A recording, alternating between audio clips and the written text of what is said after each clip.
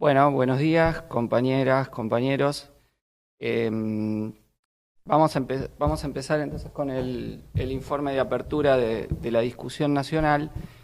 Yo quería empezar refiriéndome a algo mencionó Freddy en su informe de ayer. Sí, a la cámara, que me dicen dónde tengo que enfocar. Si pueden cerrar la puertita ahí porque rebota todo. Gracias.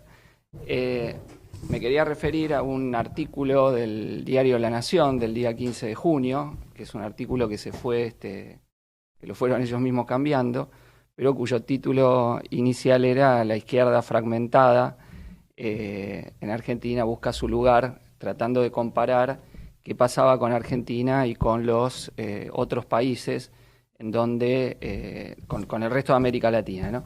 Y entonces ese artículo intentaba mostrar que por una serie de cuestiones en Argentina no se podía dar un desarrollo de la izquierda como el que había tenido la izquierda reformista en Chile o Perú, los ejemplos que más tomaban o algo en Colombia.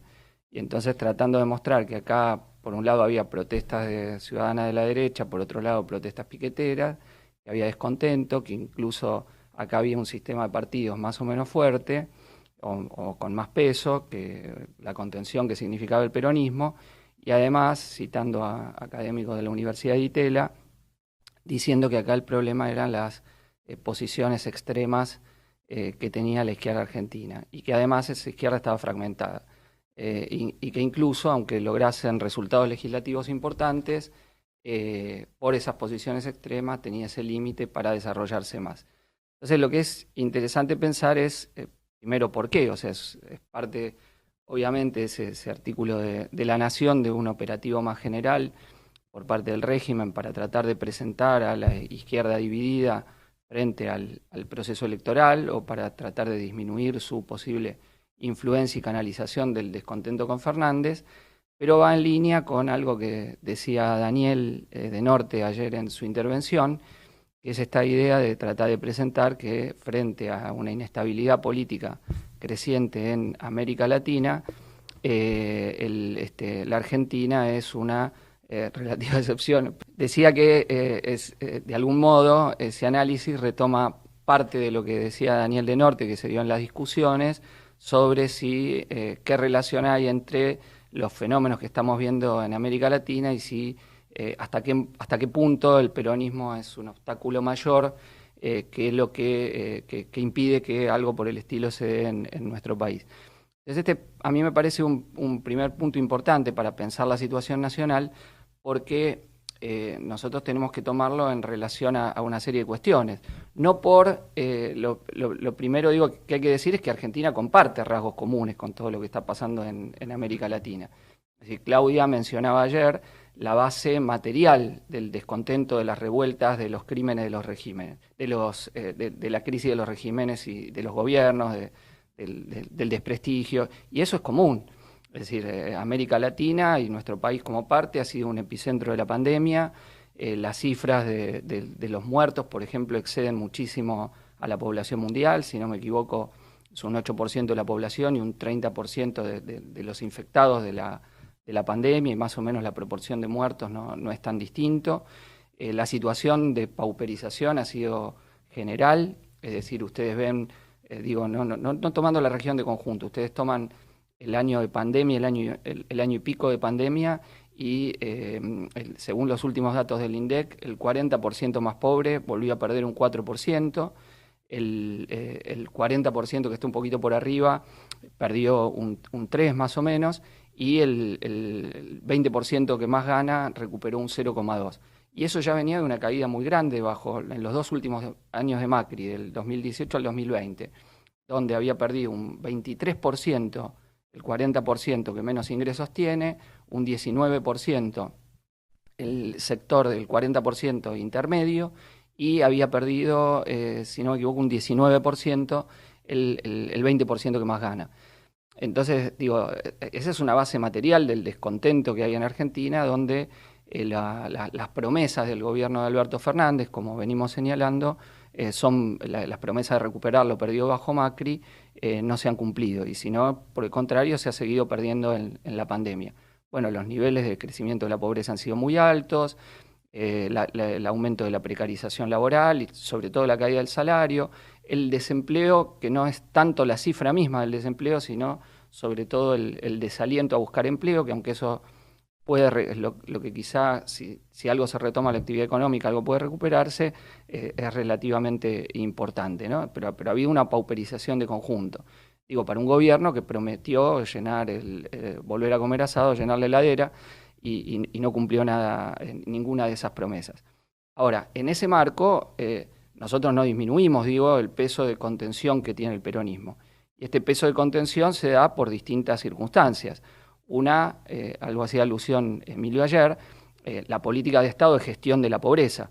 O sea, si ustedes ven, las fuerzas burguesas no es que, más allá de los discursos de campaña, no es que buscan reducir sustantivamente el número de pobres, aunque un poco pueden caer, sino, está la clase dominante de este país, ya asume, digamos que en su proyecto de país, para llamarlo de alguna forma, lo que hacen es la gestión de la pobreza. Y esa gestión de la pobreza es del año 2002, aunque había empezado antes, tiene como una base tratar de contener, de evitar los estallidos de los que menos tienen, ¿no? Cuando en diciembre del 2001 se inició un proceso, se inició con los saqueos, a partir de entonces se conjuraron y Duhalde con el Banco Mundial hicieron el plan Jefes y Jefas, que permitió subir la ayuda social de 300.000 planes que había con los Trabajar y otros parecidos antes de diciembre del 2001 a casi 2,5 millones.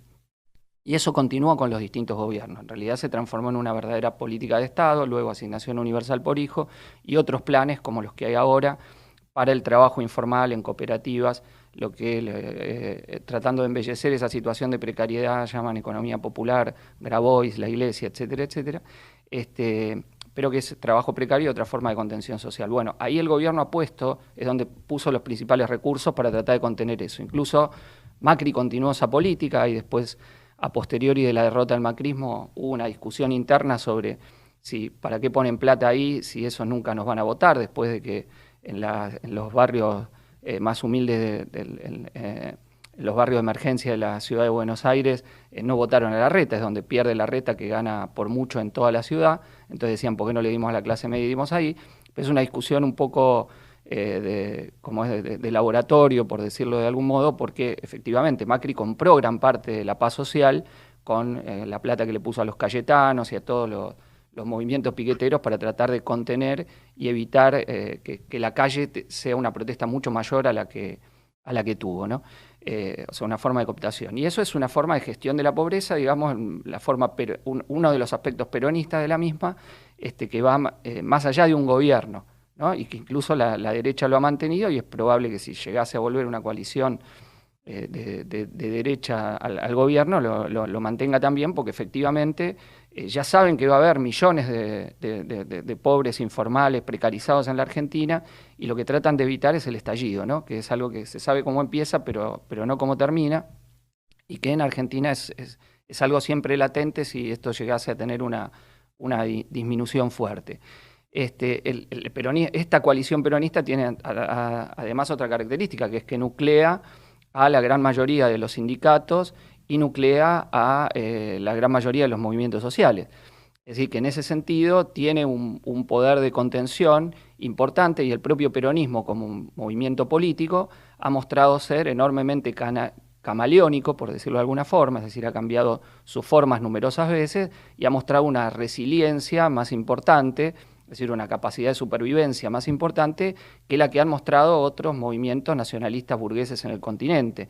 El varguismo brasilero se agotó, el movimiento nacionalista revolucionario en Bolivia, el APRA en Perú, solo comparable quizá al PRI mexicano, pero el PRI mexicano fue partido de Estado durante 70 años y no tiene, digamos, no ha tenido un reciclamento centroizquierdista como lo ha hecho el peronismo con el kirchnerismo, ¿no? Entonces, una cuestión es ver esto, ver que no es secundario, ver que cuando la coalición peronista está unida es un elemento de contención, pero otra cuestión sería tratar de hacer de esto un absoluto y hacer del peronismo algo que está más allá del tiempo, el espacio y la historia y de los procesos sociales.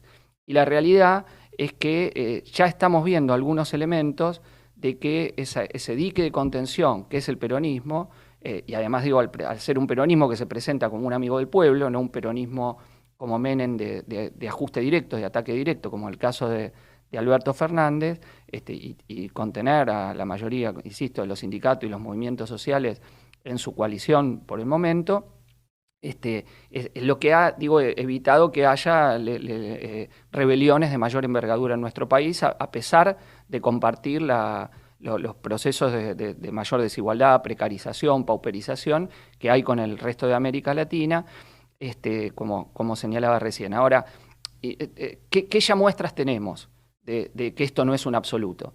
Bueno, tenemos por un lado el proceso de Neuquén. En Neuquén hubo, sí, condiciones latinoamericanas en la protesta de la lucha de la salud. Digamos, una burocracia sindical que pacta un acuerdo de hambre, un acuerdo muy bajo, toda la burocracia sindical apoyando ese acuerdo, es decir, la lucha en Neuquén de los autoconvocados de la salud no hay que verla solamente como una lucha que se enfrentó a la burocracia de ATE, la burocracia kirchnerista de ATE de Quintriqueo, sino de ATE Neuquén, sino que hay que verla, digo que era el segundo en la lista de Catalano, de la verde y blanca, la que ganó las elecciones de ATE Capital. Sino que hay que verlo con toda la burocracia, por ejemplo la burocracia petrolera, que es muy poderosa, de Pereira, que se opuso totalmente a la lucha y que incluso amenazó con querer reventar la lucha. Y sin embargo, la rebelión de la salud, que empezó con autoconvocados, que empezó superando a la burocracia de ATE, que empezó con el método duro del corte de ruta, y no de cualquier ruta, sino nada más y nada menos que la ruta del petróleo, que tejió una alianza con la comunidad mapuche, puso en vilo a la provincia con un protagonismo dentro de la interhospitalaria de delegado de la izquierda, con nuestro papel en el Castro Rendón, en el principal hospital de la provincia, con alianza con otros sectores de lucha que también hay de la llamada vanguardia neuquina. Es decir, una superación y que puso a los gobiernos ante el dilema de tener que reprimir y exponerse a la posibilidad de una respuesta popular mucho mayor, ya que la lucha contaba con un montón de simpatía, o tener que finalmente disfrazar y tratar de conceder. Entonces, nosotros, ya ahí tuvimos un elemento que, si uno mira todo este año, si bien le permitió evitar una rebelión, no ha evitado un crecimiento muy importante de la protesta popular y que en algunos lugares, como el caso de Neuquén, se haya dado una rebelión en gran escala que incluso pudo haber planteado una crisis mayor y una caída hasta del gobierno provincial, quizá, ¿no? Perspectiva que finalmente no ocurrió. Pero sí, insisto, que tenemos, el control de la burocracia es en tanto no haya levantamiento en su contra. Y este fenómeno de autoconvocados no ha sido un fenómeno único neuquino, ¿no? Lo hemos visto en un montón de gremios, en todo este periodo donde las burocracias pactaron paritarias a la baja, paritarias en sintonía con lo que iba a ser la pauta de inflación, o con lo que era la pauta de inflación del presupuesto, el 29, al 30, el 31, el 32. El otro día en un programa de televisión mostraban un cuadro de los acuerdos paritarios de este año, antes de la reapertura, y eran 32, 29, 34, 35, 31, 54. ¿Cuál era 54? Neuquén, el que se había arrancado con la lucha. Bueno, tuvimos la gran lucha de los vitivinícolas en Mendoza y en otros lugares como Cafayate en el caso de Salta, pero una gran lucha con autoconvocados, delegados por bodega, que logra un aumento muy importante, es la lucha de autoconvocados junto con la de Neuquén que triunfan, sea también el de autoconvocados de los cosecheros de la caña en el caso de Tucumán, autoconvocados de la salud en otros lugares. Bueno, un proceso en donde el alineamiento de las burocracias con los gobiernos no ha sido gratuito, y donde si uno tiene que entender por qué reabren paritarias ahora, no se puede explicar solamente por el hecho de que vienen las elecciones, sino también por el temor de las burocracias sindicales a ser pasadas por encima, ¿no? Incluso hasta ahora están todos los mandatos prorrogados, se van a reabrir las discusiones sindicales, las elecciones sindicales, y las burocracias son responsables de haber acompañado el enorme ajuste que se hizo en todo este primer semestre sobre el pueblo trabajador. Entonces, digo esto porque aún cuando la coalición peronista todavía está unida, aún cuando la coalición peronista asumió hace relativamente poco, 1 año y medio, aún cuando esa coalición peronista viene después de un gobierno como el de Macri, que fue juzgado como desastroso, ya hay procesos que muestran que su control existe, pero es relativo, sino que puede ser desbordado, y el ejemplo más claro que tenemos es la perspectiva de Neuquén si insisten en políticas de este tipo. Pero tenemos otros ejemplos históricos. Es decir, ejemplos históricos aparte de esto que ha pasado en el pasado reciente, en pasado inmediato. En el 75, cuando el gobierno de Isabel resuelve el ajuste con el Plan Rodrigo, primero la burocracia empezó totalmente en contra de esto. Y luego empezó desde abajo el movimiento. Si ustedes siguen, lo pueden seguir en el libro de Ruth y Facundo, Insurgencia Obrera, todo el proceso. Es un proceso que empieza primero con la burocracia, llamando a que el que moviliza es un traidor, son los zurdos, comunistas, guerrilleros, etcétera, etcétera. Nadie que saque los pies del plato. Y esta es la línea del ESMATA, de todos los grandes sindicatos de la UOM.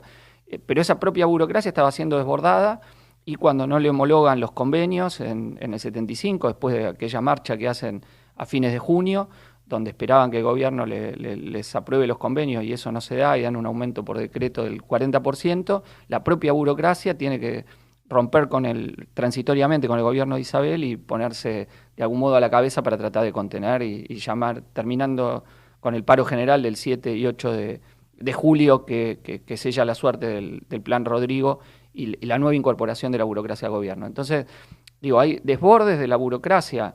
Cada vez que es cómplice lo hemos visto, procesos también de rupturas de la propia burocracia. O sea, no es que el esquema que tenemos hoy de toda la burocracia y todos los movimientos con la coalición peronista es lo que tenemos que prever para todo el periodo histórico que tenemos por delante. Eso más bien es algo que se mantiene en términos de que esa coalición se mantenga unida, que la crisis no se profundice, etcétera.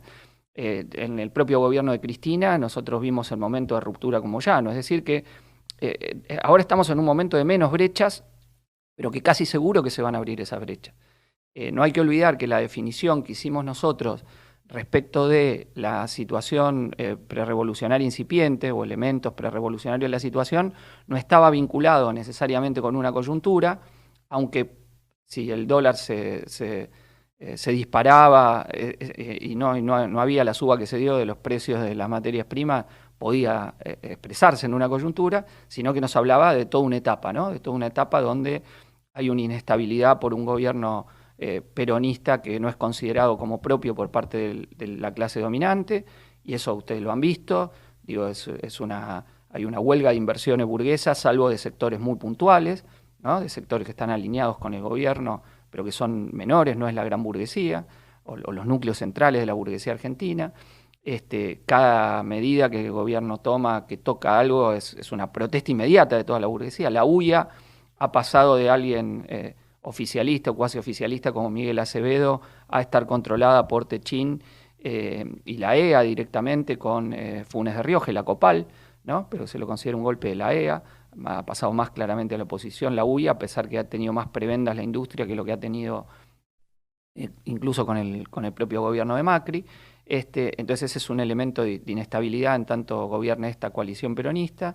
Y también señalábamos, el nivel de catástrofe económico, el condicionamiento de la deuda, y desde entonces hemos visto más experiencia de la lucha de clases, aunque todavía no saltos de ascenso generalizado o acción histórica independiente, salvo el caso neuquino, que es lo que más se parece a eso. Entonces nosotros adelantamos una línea general, que obviamente la pandemia aceleró la catástrofe económica, aceleró parte de la experiencia del movimiento de masas con el propio peronismo, pero a la vez el tipo de gobierno que era le permitió contener hasta el momento, y no sabemos, en el marco que va.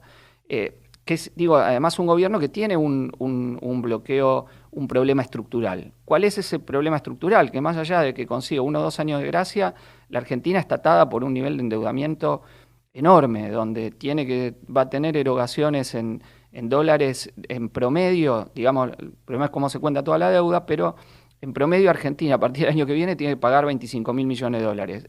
Más de la mitad de eso probablemente lo puede hacer licuando en títulos públicos que los pasa de un lado para otro, pero esa deuda es, más o menos la mitad es una deuda en dólares. Va a renegociar con el FMI una deuda de 44.000 millones de dólares, que puede tener un par de años de gracia, insisto, pero después se transforman en pagos de 4 o 5 mil millones de dólares anuales, que ustedes lo suman a los pagos que van a tener con los acreedores privados, y Argentina va a empezar a tener que pagar entre 8, 7, 10 mil millones de dólares, 12 mil millones de dólares por año, lo que es una barbaridad. Aún este año, donde el gobierno tuvo ingresos enormes de la soja, que subió de 329 a 600 dólares, aunque ahora cayó un poquito, y tuvo ingresos muy adicionales, muy importantes de lo que pensaba, tuvo que pagar mucho menos de deuda, pagó 5 o 6 mil millones de dólares que tenía, pero mucho menos de lo que tendría que haber pagado si no reestructuraba la deuda. Bueno, imagínense ustedes, digo, cuando reestructure y le quede, le va a quedar una hipoteca verdaderamente impagable, o muy difícil, o que es patear para adelante los escenarios de nuevos default, o situaciones muy difíciles, digo, que van a hacer para hacer concesiones. Entonces yo creo que ahí hay una cuestión importante para ver, porque nosotros cuando llegó el gobierno dijimos que no iba a tener las condiciones del 2003-2008, y eso se verificó, y no solo por la pandemia. Digamos, Argentina no es solo que tiene las generales de la ley de la pandemia, sino que tiene, digo, un problema de deuda estructural muy importante, que estas reestructuraciones no lo van a resolver, sino que lo que están haciendo es pateando la pelota para que no les explote. Bueno, aún digo, entonces nosotros, insisto, tenemos que verlo como un problema, como es un bloqueo a una acción histórica independiente de las masas, relativo, momentáneo, episódico, pero de ninguna manera pueden evitarlo si las condiciones de la crisis, si se sigue acelerando la relación, la experiencia política con el gobierno, y no se ve tampoco por dónde pueden salir, más allá de las concesiones que traten de hacer este año electoral. Es decir, y además tenemos que ver que el peronismo, y al igual que la otra coalición, la coalición no peronista de la derecha, por llamarla de alguna forma, son coaliciones y no partidos, y eso le da una mayor endeblez, mayor fragilidad. Es decir, no es que todo el peronismo está de acuerdo con el kirchnerismo. Va con el kirchnerismo los gobernadores, gran parte de los intendentes, de la propia burocracia sindical. En tanto el kirchnerismo se disfrazó y puso a Alberto, y en tanto le garantice que ganan. Si no ganan, se lo sacan de encima. O sea, eso es lo que digo que muestra la fragilidad de las coaliciones. Está mucho más hecho el análisis de ocasión de los acuerdos en base a lo que se puede conseguir algo mejor que estando en otro lado. Pero si se ve que Cristina pierde parte del apoyo, bueno, ahí la situación se vuelve diferente. Y esto nos lleva a otro elemento que es que hay que analizar, que es en parte lo que tenemos que discutir y pensar y reflexionar en el propio Congreso, que es el grado de desencanto que hay con el gobierno. Las encuestas que hacemos nosotros nos muestran un grado de desencanto relativamente importante, incluso en la provincia de Buenos Aires. Ahora, hasta dónde eso se va a terminar expresando es complejo. Si uno ve no solo las que hacemos nosotros, sino otras encuestas, la mayoría de los indecisos son indecisos que han votado a Alberto. Eso está en torno del 20, 21, 22, 19, 18%. Casi los de la coalición de Juntos por el Cambio votan a Juntos por el Cambio, y los de Alberto son indecisos. Bueno, ese es un proceso en curso, porque el peronismo ha atacado a su propia base, aún tratando de contener a los que menos tienen, pero a gran parte de sus votantes, en cierta medida, en la misma manera que Macri lo hizo con la clase media, con parte de su votante con las tarifas. Pero el gobierno ha ajustado, y ahí es donde más ha pegado. Reitero los datos que les daba recién que da el INDEC de la caída de ingresos por deciles. O sea, una caída en los sectores que menos tienen, y una parte que no está, porque hay una parte grande que no está contemplada en los planes. Este año, al no dar el IFE, dejaron afuera a sectores informales, a trabajadoras y trabajadores de menores ingresos, precarizados, que no están contemplados, no entran ni en los de más abajo que están en los planes, ni entran dentro de las paritarias que ahora están tratando de contener algo, recuperar algo. Entonces, esa parte, esa franja muy importante, muy grande en el Gran Buenos Aires, fue votante mayoritaria de Cristina. Una parte se toca con parte del espacio que estaba con Massa, y otra no, estaba en la base de Cristina. Entonces, ¿qué va a pasar con eso mismo? Es decir, el encantamiento de mejorar, ¿hasta dónde llega? Y eso es interesante, porque las dos coaliciones políticas en Argentina viene de un fracaso, la de derecha, la de Macri, que mantiene, pero tratando de reciclarse, tratando de recomponerse, tratando de hacer otra cosa. Es decir, ya no es macrismo, digo en el sentido duro del término, ya los radicales se animan a disputarle la provincia de Buenos Aires con Facundo Manes y tratar de tener otro perfil distinto. O sea, hay realineamientos en la coalición de derecha y hay a la vez realineamiento, y hay que ver, digo, cómo queda el resultado, cómo queda la coalición peronista después del resultado electoral. Es decir, no es secundario cómo le vaya en la provincia de Buenos Aires. Ahora, la hipótesis más probable puede ser que mantengan y que ganen, pero si pierden, ¿qué pasa? ¿Qué queda? ¿Cómo se realinea el gobierno? Digamos, son discusiones que están abiertas y que, digo, hay que ver hasta dónde de ahí llegue ese desencanto, ¿no? En tanto se mantenga la coalición, tiene mayor poder de contención, pero y si no, hemos tenido otro ejemplo importante para ver, es lo que podemos leer del balance de Jujuy, ¿no? El balance de Jujuy, donde parte de ese encanto se expresó, el peronismo se dividió, nosotros intervinimos en esa elección y recuperamos parte de lo que habíamos sacado ya en el 2017, sacamos un 7,5, nos transformamos en tercera fuerza, con el límite, y sobre todo en el electorado popular, ¿no? Con el límite de que todas las fuerzas divididas del peronismo referenciarse en una coalición nacional, hacen la maniobra de ir divididos en las provinciales y para después tratar de unirse cuando son las generales. Es decir, incluso quizá un déficit que tuvimos en la campaña fue no haberle pegado a esa maniobra y haberle pegado a las otras variantes que entre la de Milagro Sala y otra de centroizquierda más que había, sacaron alrededor del 9% de los votos, ¿no?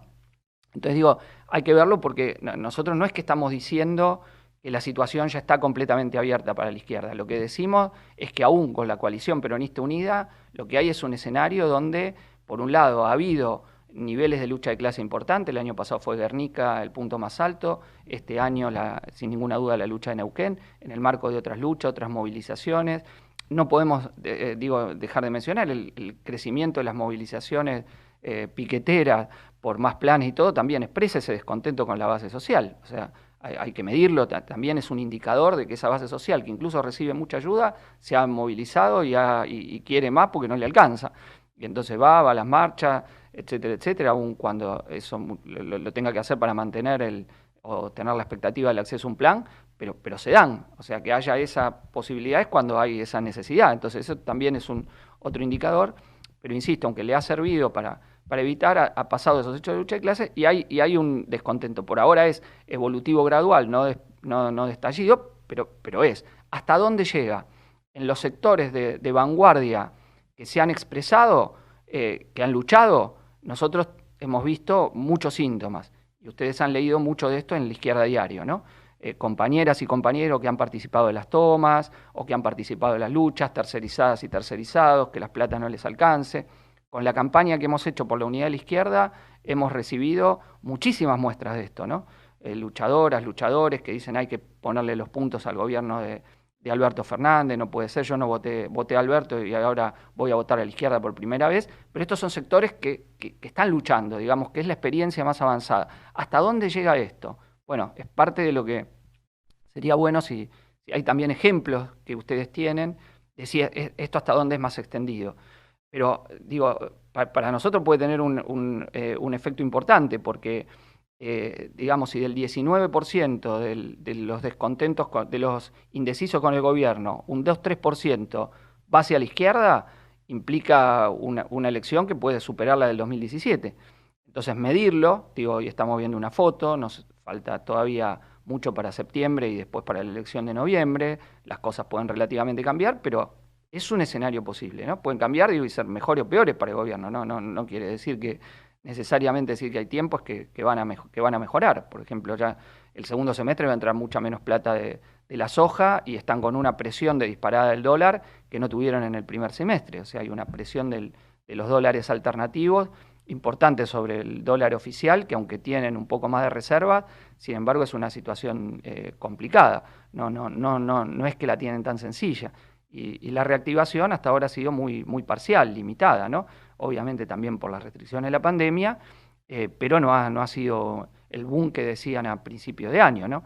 cuando pensaban que podían tener una... Incluso escribimos nosotros el documento en un momento en que había sectores de la burguesía que iban a tener una recuperación superior, que hacían programas, sacaban notas, y eso en lo inmediato no se ha verificado. O sea, hay mejora respecto de un año hundido como el año pasado, hay cierto rebote, pero es evidente que las expectativas más favorables que tenían, en parte por la evolución de la propia pandemia, no se han dado.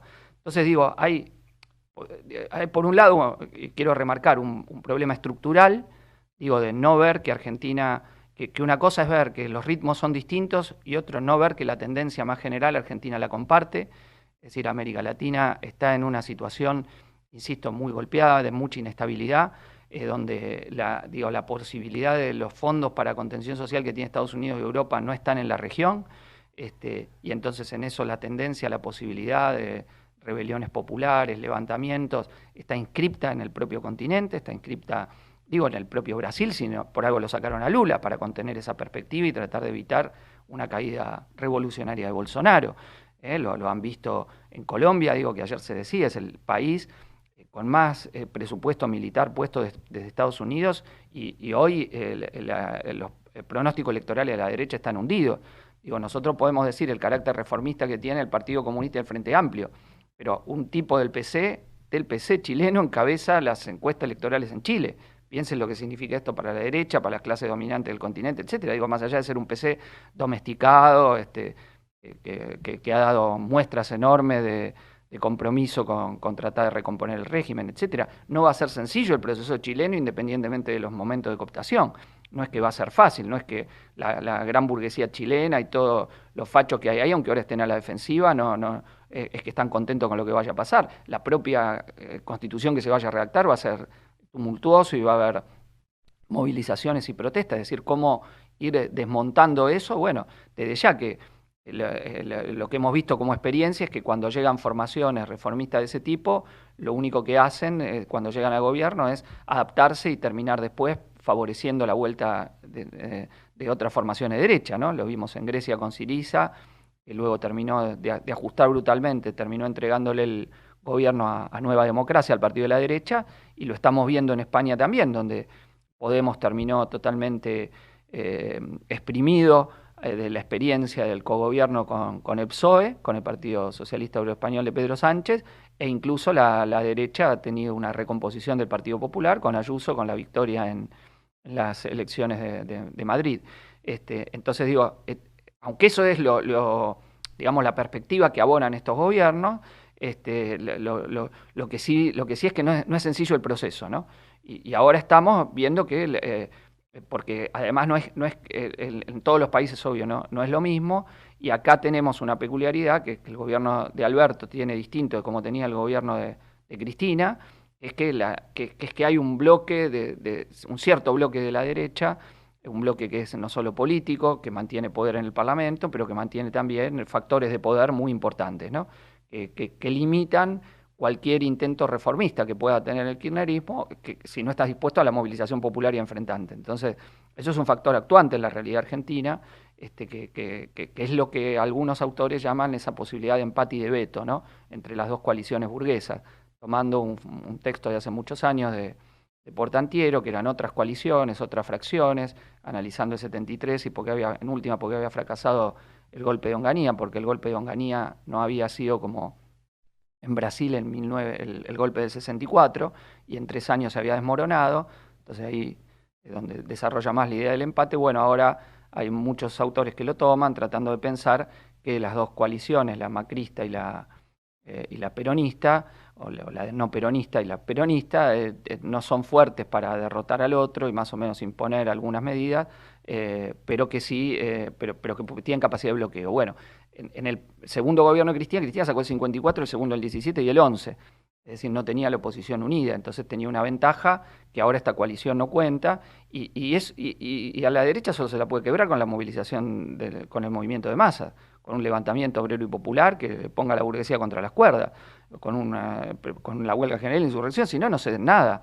O sea, con buenas palabras que el kirchnerismo tiene, y además el kirchnerismo es como corriente dentro de la coalición peronista, esto lo dijimos en la conferencia de noviembre, pero no está de más señalarlo.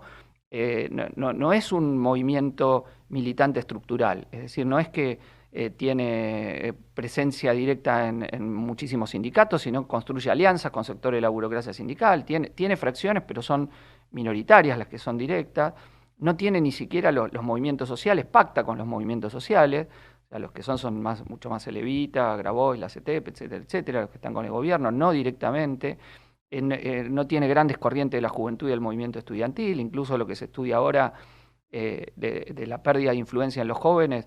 Una cosa es señalar lo del humo de los libertarios y otra no señalar el hecho cierto que la generación joven que se ilusionó con el kirchnerismo ya no es tan joven, ya tiene 25, 30, 35, la que vivió el momento, digamos, cuando descolgó el cuadro de Videla, la anulación de las leyes, la generación que se impactó, la pelea con Clarín, la pelea con los enemigos, la que fue ganada para el kirchnerismo, esa juventud que se entusiasmó con eso, con los gestos más de izquierda que tuvo el kirchnerismo, bueno, ya es una que los nuevos jóvenes no viven eso, viven la situación de precarización, viven una situación muy difícil y no se identifican, entonces está mucho más abierto ese terreno, ¿no? Que el kirchnerismo tiene. Tiene más bien cuadros de gestión estatal, ¿no? Ustedes ven, son intendentes, son funcionarios del ANSES, están en la, digamos, insertados en la estructura burocrática del Estado en gran medida, pero no tiene esa capacidad de ser una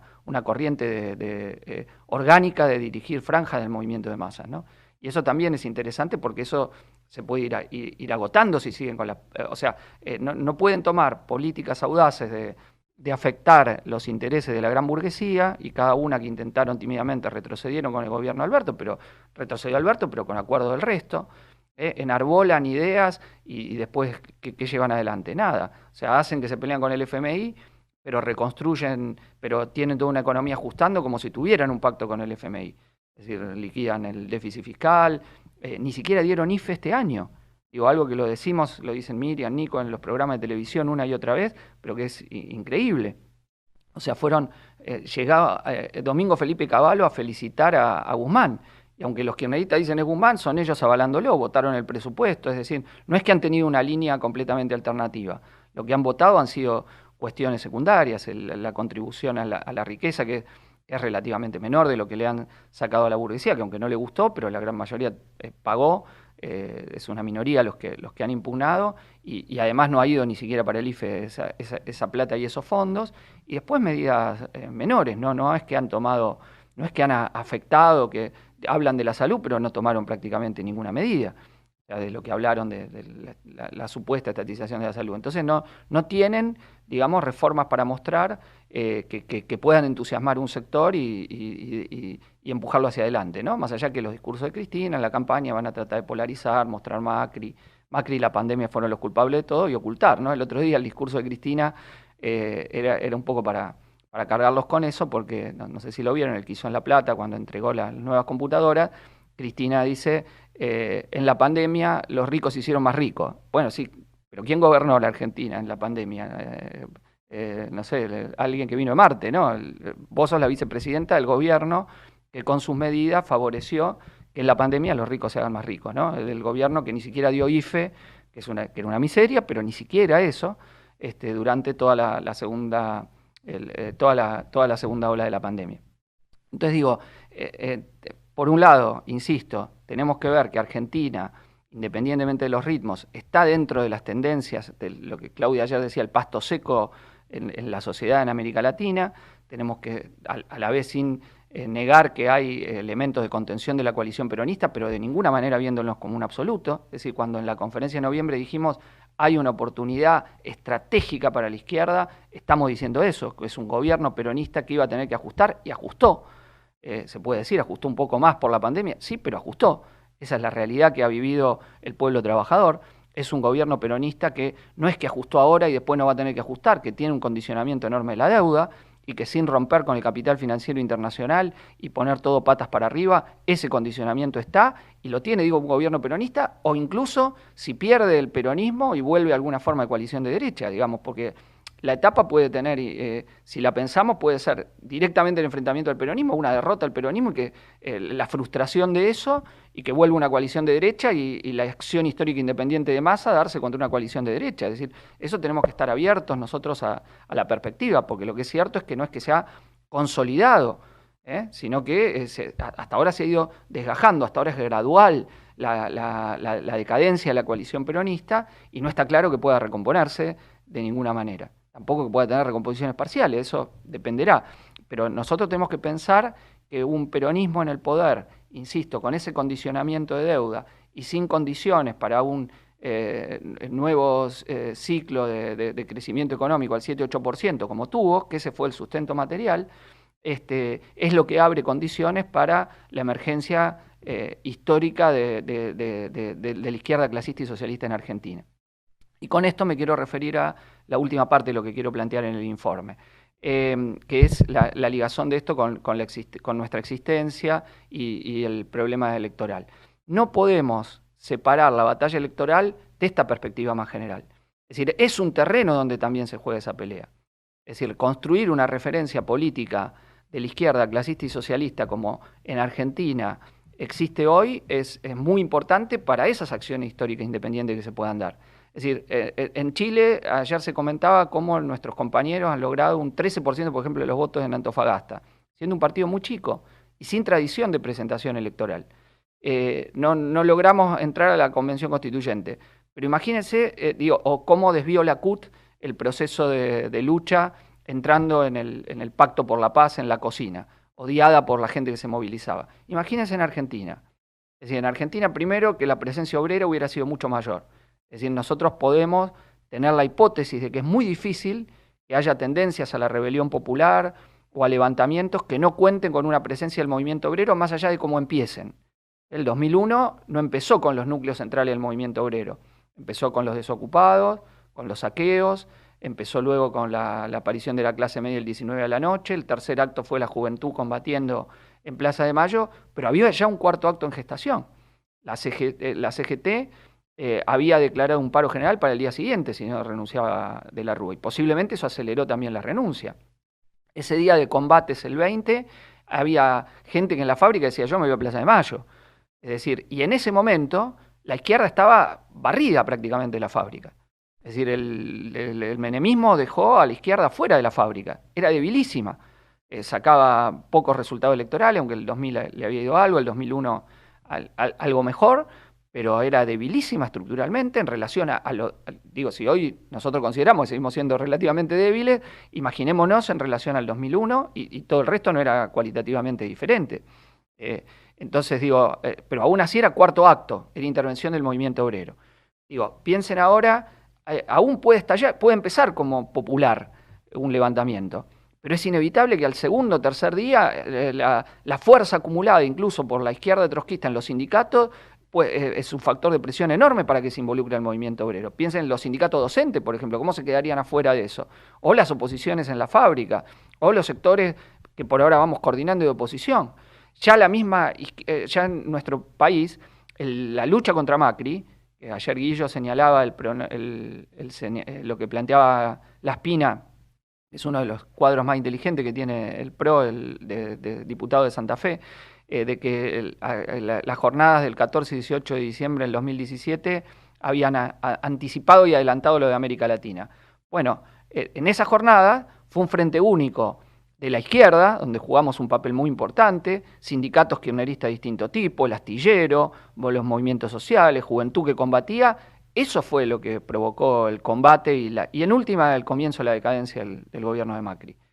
Es decir, que digo, si ustedes lo ven, tanto por lo que en el 2001 no terminó siendo, digamos que es que se va de la Rúa para que no haya un cuarto acto y caer producto de una huelga general, como lo que hemos visto ahora anticipa que es muy difícil en Argentina pensar que como en Chile va a haber semanas y semanas de movilización solo de la primera línea sin involucrarse el movimiento obrero activamente.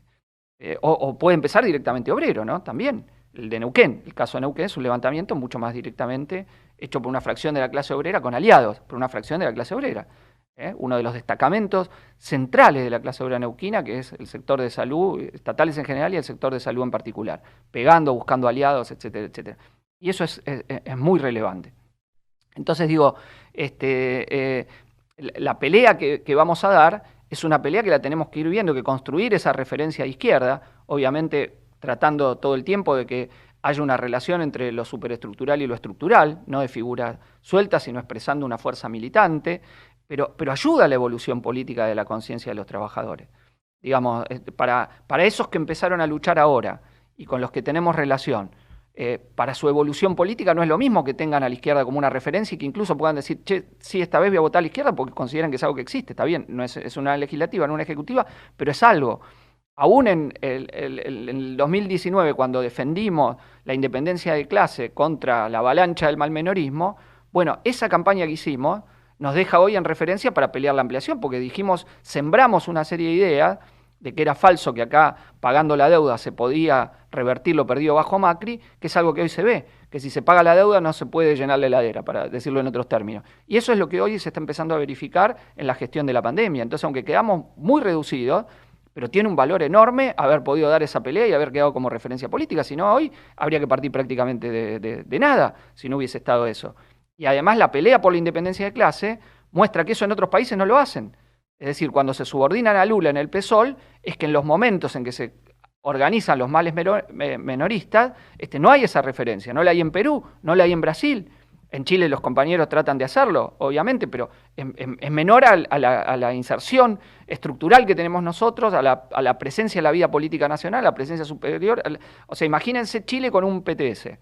Es decir, nuestro poder de incidir hubiese sido mucho mayor, tanto contra la burocracia traidora de la CUT, como si podían hacer el desvío y no lo lográbamos evitar, nuestra presencia ahora para dar la batalla en la constituyente o en las otras instancias de desvío que se den, que son preparatorias a nuevos choques de clase, ¿no?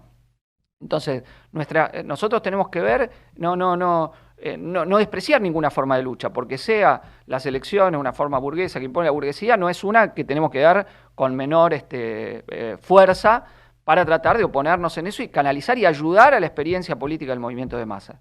Insisto, entonces la pelea que estamos dando ahora por presentar listas comunes de la izquierda es una pelea que a la vez expresa este carácter que tiene el FITU y que por un lado nos permite a nosotros amplificar la voz, nos permite golpear unificadamente o lo más unificadamente posible contra el peronismo y la coalición de derecha en el terreno electoral, pero a la vez, inevitablemente, siempre el peón nos atacaba, nos dice, ustedes quieren transformarlo en un terreno de disputa, es un terreno de disputa, independientemente que eso no quiere decir que en la elección vamos a discutir entre nosotros, pero es un terreno de disputa entre estrategias distintas que tenemos los aliados del FITU, entre estrategias distintas frente a la lucha de clases. Nosotros empujamos la autoorganización con toda y ellos lo bloquean, le tienen miedo, son totalmente reacios, entre una estrategia de independencia de clase consecuente y una a la que vienen arrastrados para no quedarse afuera. Miren el MST. El MST no es que tiene convicciones de independencia de clase. Fue con Luis Juez, fue con Pino Solanas, es decir, busca siempre un atajo donde acomodarse. Digamos, la estrategia, el MST, la lógica es lo que hace en Brasil. Digamos que decíamos, apoyando a este candidato, que solo por eso es lo que va. Incluso estuvo mucho tiempo aliado con el MES, del que se separó después. Entonces, eso es como piensan. Vienen acá porque no les quedó otra. El propio PO en muchos lados ha tenido, antes en la tradición nacional, también política frente populista sin ningún problema. Y ni izquierda socialista ni hablar, acabamos de ver el caso en Perú, y donde no votaron a Castillo en primera vuelta, después dijeron apoyo crítico, y después se transformaron en acríticos de la política de Castillo. Acríticos, los militantes le hacían la campaña en Lima directamente. O el MST, o el PSTU en Chile que decían ayer, entrando a las listas del pueblo populista. Que si hubiésemos estado hubiésemos tenido el peso que hoy tiene el FITU acá, les hubiese sido más complejo también a los populistas emerger. Es decir, darles la pelea, no negar que pueden aparecer otros fenómenos, pero con la fuerza que tenemos se los dificultamos. Entonces, ahí decía que es un campo de disputa porque hay estrategias diferentes. Y eso no hay que dejarlo de ver. Y en ese campo de disputa nosotros luchamos todo el tiempo por tratar de prevalecer frente a los otros que van a tener otra estrategia, que van a negarse a la autoorganización y a la unidad de la clase obrera. Por ejemplo, este año, para verlo, hemos tenido una pelea muy grande con el PCC en el AMBA, con el plenario del sindicalismo combativo, con su dirección. Nosotros somos parte también del PCC, pero hemos tenido una pelea sobre todo con el PO y con Izquierda Socialista, que tratan de evitar que pesen las luchas. O sea, en vez de ser el PCC un apoyo para las luchas que están, es tratar de subordinarlo a lo que diga las direcciones del SUDNA, de la Unión Ferroviaria, etcétera. Y además por la unidad con los desocupados. Es decir, tenemos una diferencia. Ellos han, la marcha que se hizo al Ministerio de Trabajo, se negaban las organizaciones de piqueteros, según ellos, no ellos, pero se negaban y lo aceptaban, a marchar separado, y se marchó separado de las organizaciones de ocupados. Es decir, la división ocupado-desocupado y el intento de subordinar los sectores de vanguardia que empiezan a hacer una experiencia, no darles voz, subordinarlo a las conducciones sindicales, aún llamadas combativas, es una característica de una lucha durísima, durísima contra ellos. Y si se desarrolla la lucha de clase, va a ser una lucha donde vamos a estar en lugares distintos. En parte ya lo vimos cuando fue la lucha de Guernica, aunque parcialmente después logramos arrastrarlo hacia otro lado, pero es una lucha dentellada donde tenemos que ver cómo logramos dividir sectores, llevarlos a otro lado, buscar aliados para la política que hagamos. Pero esa pelea, digamos, la discusión que se da de quién prevalece dentro del FITU, es vista, digo, no es un problema de cartel, sino que es un problema de qué estrategia va a predominar. Y nosotros tenemos, después de 2015, un lugar más importante, más relevante, más predominante, y donde eso ha crecido, y voy con esto a cuál es la discusión que hay. Y para ver lo que después el día que votemos la resolución, votar una resolución electoral que ayude, pero nosotros en la negociación actual, que van a ser el día 14 de julio, cierra la presentación de alianzas, son días donde hay debate de todo tipo de cómo se da, digo, los principios generales que creemos que el Congreso tiene que resolver, ¿no? Nosotros hemos dicho que somos partidarios de la unidad de toda la izquierda clasista por acuerdo o por paso, y ahí tuvimos la oposición. El MAS no quiere ir, esa es la realidad hasta ahora, no prefiere tener su estrategia de una fuerza testimonial que solo tiene la aspiración de pasar las PASO. Veremos si lo logra o no. Toda nuestra política fue para limitar esa posibilidad, para sacarla hasta el último voto unitario. Lamentablemente el resto del FITU no tenía acuerdo con esa línea, entonces tuvo la debilidad, que es una línea que solo se las plantea el PTS, pero aún así la respuesta del MAS, el contragolpe del debate, es una respuesta que habían quedado muy mal, habían quedado groggy, porque no pensaban que nosotros íbamos a decir que estábamos dispuestos a aceptar una negociación de paso, lo mismo el grupo de Altamira. Entonces nosotros nos posicionamos como los que opinamos que frente a las coaliciones políticas de la burguesía, la izquierda tiene que dar una respuesta y que no hay que poner ningún obstáculo, que si es por acuerdo, es por paso, es por paso. Frente a eso, el PO Izquierda Socialista tuvieron la línea más conservadora porque en un escenario de paso verían retroceder parte de las posiciones que tienen ahora dentro del FITU, y el MST, que entró muy subordinado dentro del FITU y es más aventurero, opina también que puede mejorar, y de última, como están los puestos de más abajo, logra visibilidad hasta septiembre, yendo a la elección, a las PASO dentro del FITU, ¿no? Ese es más o menos el escenario como está ahora. Nosotros en ese terreno vemos altamente improbable a esta altura de la negociación una ampliación del FITU, vemos lo más probable que la discusión esté dentro del FITU, y esa negociación, digo, mantenemos el criterio general, si hay posibilidad de un acuerdo favorable a nosotros, o si no, la posibilidad de paz, prepararnos para la posibilidad de paso. Están todos los escenarios abiertos, no es que hay un escenario claro. ¿Por qué? Bueno, en las encuestas nosotros tenemos que hemos avanzado de la proporción que tenemos actualmente en el FITU. La proporción actual es una mezcla de las rotaciones, es una mezcla del resultado del 2015, donde nosotros ganamos la nacional con Nico por 15.000 votos Altamira, pero perdimos en provincia de Buenos Aires, en Ciudad de Buenos Aires y en Córdoba, donde sacamos un poquito más del 40%. Eso consolidó los tiempos de las rotaciones. El 40 y pico por ciento para nosotros, y PO se repartió con Izquierda Socialista, 2/3 y 1/3 en Cava y PBA, y al revés en Córdoba. Eso se vio disminuido por la entrada del MST, es decir, todos cedimos meses en las rotaciones. Entonces, ahora hay una contradicción, el PO se dividió, Izquierda Socialista no tiene referentes que midan en Cava y PBA, quizás solo conocido el Pollo Sobrero, pero no sabemos si tienen medición electoral importante. Y en encuestas que tenemos nosotros y otras que han salido, nos da que en Cava, por ejemplo, Miriam Bregman, en una interna del FITU, sacaría entre el 70 y pico y el 80% de los votos. Y que en PBA del Caño sacaría alrededor entre el 50 y el 60% frente interna. Son encuestas que hay que corroborar, estamos haciendo otras nuevas para ver hasta dónde dan, pero más o menos es una proporción realista esto que estamos diciendo. El PO, no sé si vieron un artículo de Solano, salió diciendo que nuestra propuesta, diciendo una contradicción, que era a la vez desmedida o desproporcionada y que queremos ser hegemónicos. Entonces, si nosotros queremos ser, ¿qué querría hacer que somos hegemónicos con una PASO? Que ganamos la PASO. Entonces, si ganaríamos la PASO, no es desproporcionado lo que nosotros decimos, que hay que mejorar los tiempos de rotación que nos corresponden, que nos corresponderían en unas PASO. Si hubiese PASO hoy, nosotros sacaríamos una proporción muy alta en provincia de Buenos Aires, una PASO del FITU, ganaríamos, con Miriam ganaríamos ampliamente la interna del FITU en Cava, hay que ver cómo entrarían ellos en la rotación, y ganaríamos posiblemente bien las PASO en PBA con Nico. Ahora, estamos abiertos a un acuerdo, estamos abiertos a un acuerdo, empezamos las discusiones, pero lo que decimos es que tenemos que mejorar la proporción. Entonces, lo que vamos digo, para pensar para el domingo, tener una resolución que nos permita incidir en esa negociación, ¿no? Dejando claro que, pero abierto a muchas variantes, porque tenemos que ir viendo y ser gente seria.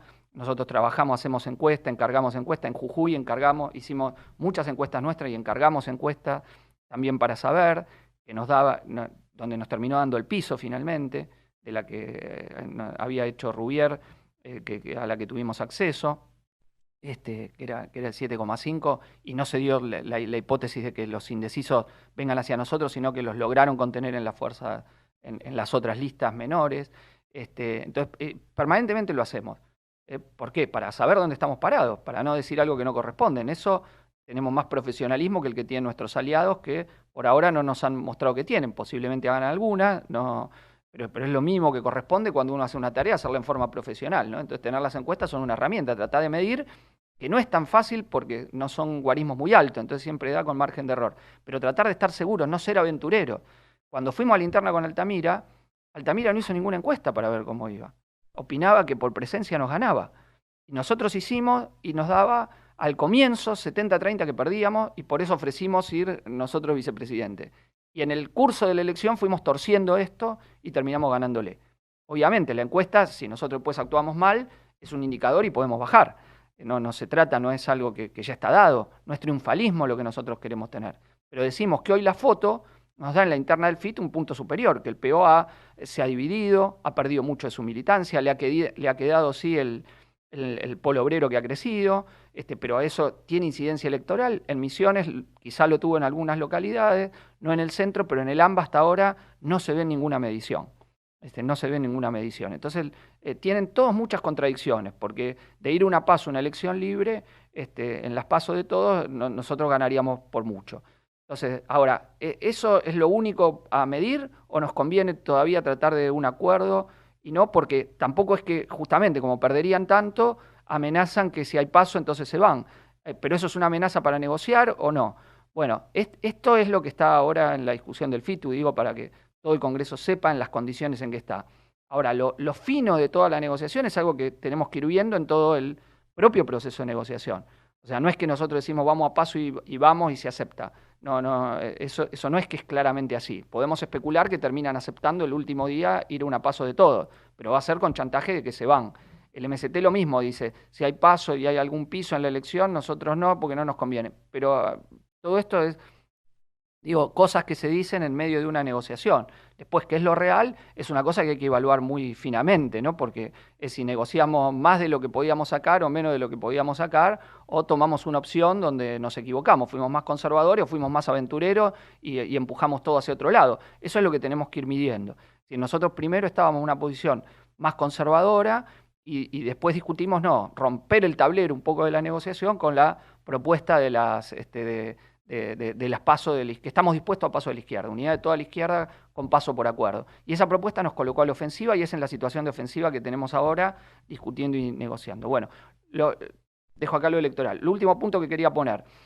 Mañana se va a discutir más a fondo todo el problema de la autoorganización, los comités de acción, todo ese planteo. Yo solo quería discutir una cosa que quedó de la lucha en Neuquén, que me parece muy importante como ejemplo, porque hay una posibilidad de lo que nosotros decimos es tratar de construir instituciones antes que se dé el ascenso más fuerte o los futuros cordobazos, los levantamientos, los 2001, lo que se dé.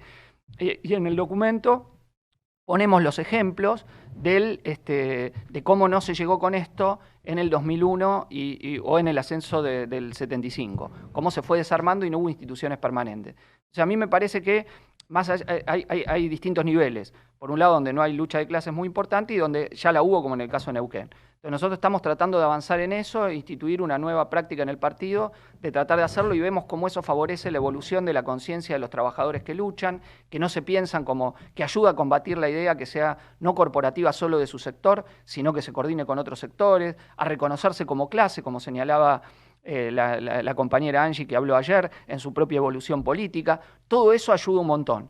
Pero en algunos lugares como Neuquén, yo creo que ahí hay una pregunta importante, que es si de la acción de la interhospitalaria, más la existencia multisectorial, que es conservadora, cuando la dirigen López, Angélica Laguna y lo que es la dirección del PCC, ¿cómo transformar eso que hay de la vanguardia neuquina más la interhospitalaria en una suerte de nueva coordinadora del Alto Valle o algo por el estilo, o algo superior al haber estado en la lucha de la interhospitalaria?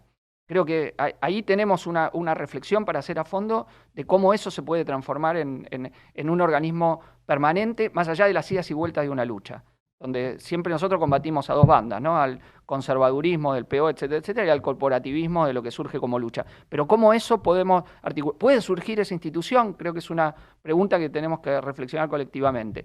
Y lo mismo en provincias como Mendoza, donde fue la gran lucha de la 77-22, donde está el SUTE, donde están los vitivinícolas. ¿Puede surgir algo? Jujuy, donde hemos mostrado un peso sindical, un peso político muy importante y ha sido mucho más orgánica la votación, según comentan las compañeras y compañeros.